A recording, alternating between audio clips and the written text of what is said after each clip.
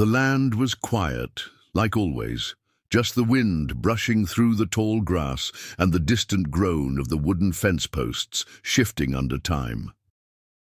John Cartwright had lived alone on this ranch for more years than he cared to count. He didn't need company, didn't want it. The cattle were quiet, the horses listened, and the sun always rose right on time. But the world has a way of surprising even the most stubborn of hearts. It was early spring when she arrived.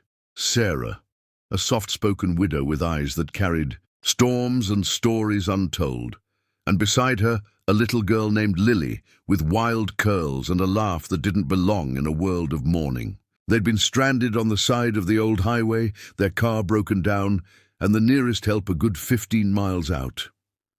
John wasn't the type to leave anyone stranded, not even strangers, especially not with a child.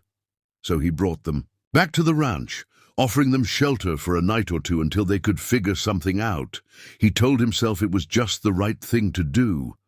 That's all. But the minute that little girl walked through the door, dragging a scruffy teddy bear and asking if the horses had names, something deep inside John stirred.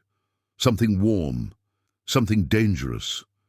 Sarah didn't talk much those first few days. She kept to herself, always helping, washing dishes, cooking meals, folding blankets like it was second nature.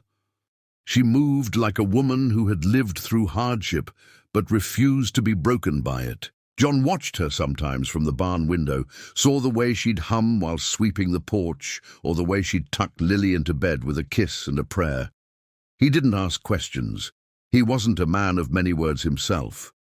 But he noticed things, like the way Sarah's hands trembled ever so slightly when the thunder rolled at night, or how she winced when she bent down to pick up firewood, as though the past still lived inside her bones. And Lily, she was a force of her own. She'd follow John around the ranch, asking a million questions, naming every chicken, talking to the horses like they were old friends. She called him Mr. Ranchman for the first week, then just Mr. John, and eventually when the nights got colder and her trust grew deeper, Uncle John. And that name, it carved something into his heart. Days turned into weeks.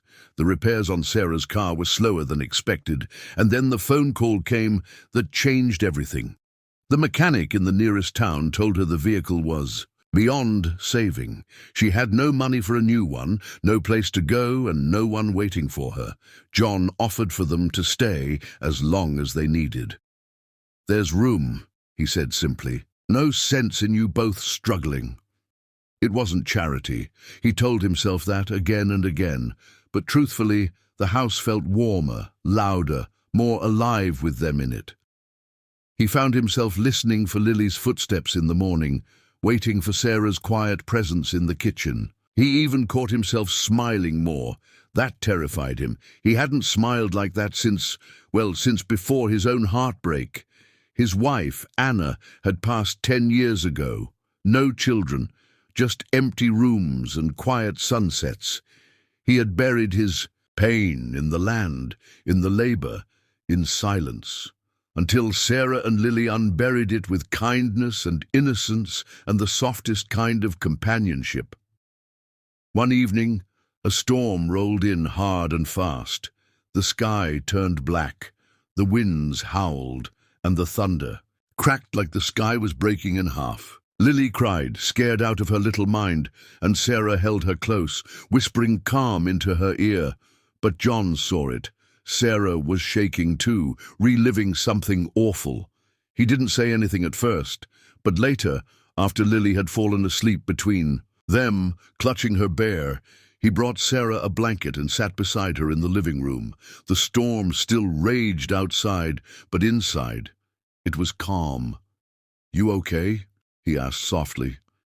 She looked at him, eyes brimming with something deep and heavy. "My husband," she said quietly, "died in a storm like this, car accident.